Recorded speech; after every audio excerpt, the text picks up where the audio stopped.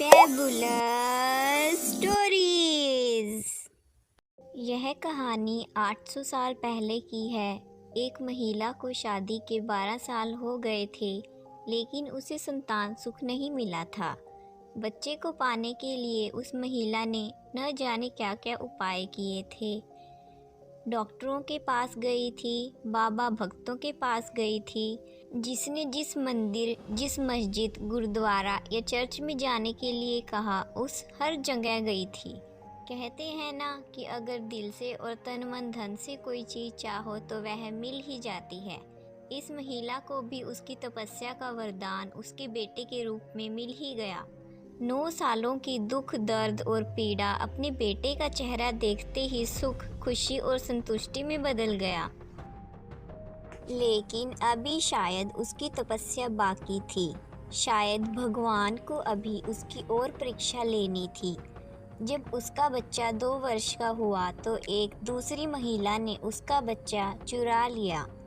सोचिए उस माँ की मन स्थिति क्या होगी, जिसने दुनिया में सबसे ज़्यादा जिस बच्चे के लिए अपनी ज़िंदगी जी थी, उससे उसका बच्चा ही छीना गया। उसे ऐसा लगा जैसे किसी ने उसका बच्चा नहीं, उसके शरीर से उसकी आत्मा ही चुरा ली। उसे ना भूख लगती, ना प्यास लगती, ना नींद आती। हार मान जाए वह माँ कैसी। अपने बच्चे को ढूंढने में उसने ज़मीन आसमान एक कर दिया और आखिरकार उसने अपने बच्चे का पता लगा ही लिया। वह पहुंच गई उस चोर महिला के पास अपने बच्चे को वापस लाने के लिए। जब बच्चे की माँ ने उस चोर महिला से अपने बच्चे को वापस पाना चाहा, तो वह महिला ऐसे जताने लगी जैसे वह उसका खुद का बच्चा हो। जब बच्चे की माँ को लगा किसी भी तरह से बात बनती नज़र नहीं आ रही है, तब वो इस मुद्दे को राजा के पास लेकर गई।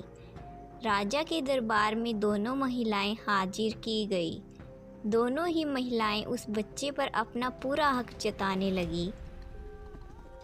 राजा और उसके सभी दरबारी काफ़ी आश्चर्यचकित और हैरान हो गए, क्योंकि बच्चे की सच्ची माँ को पहचानने के लिए उन्होंने जितने भी सवाल बच्चे के बारे में दोनों ही महिलाओं से किए, जो उसकी आदतों, उसकी पसंद या उसके निशानों के बारे में थे, दोनों ही महिलाएं उसका सही सही जवाब दे रही थी।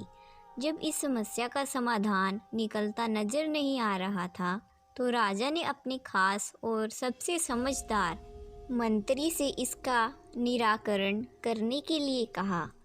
मंत्री ने बिना 1 मिनट की देरी किए तुरंत राजा से कहा, महाराज, मुझे लगता है कि यह दोनों ही इस बच्चे की माँ हैं। इन दोनों का ही उस बच्चे पर बराबर का हक है। अगर आपको न्याय ही करना है तो सबसे बेहतर तरीका यही होगा कि आप बच्चे के 2 टुकड़े कर दीजिए और एक एक टुकड़ा दोनों माँओं को बांट दीजिए। मंत्री की ऐसी बात सुनकर राजा के साथ साथ दरबार में हाजिर सभी लोग उसकी तरफ आश्चर्य से देखने लगे। राजा ने सोचा कि मंत्री के ऐसी मूर्खतापूर्ण बातों के पीछे जरूर कोई रहस्य होगा। वह बिना सोचे समझे ऐसी बात कभी नहीं कर सकते।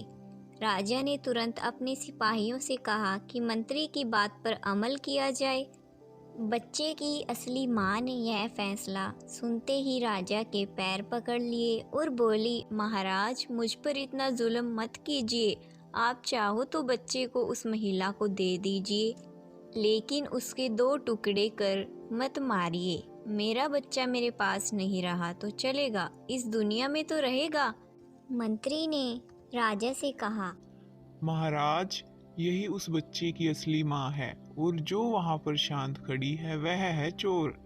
राजा ने तुरंत उस बच्चे को उसके असली माँ को सौंपने के लिए कहा और उस चोर महिला को फांसी की सज़ा सुनाई।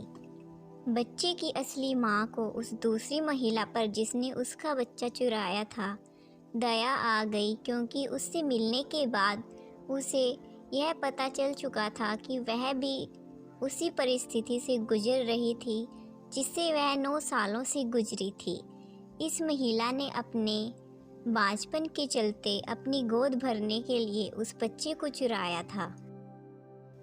बच्चे की असली माँ ने दरबार में विनती कर उस महिला को माफ़ करने के लिए कहा।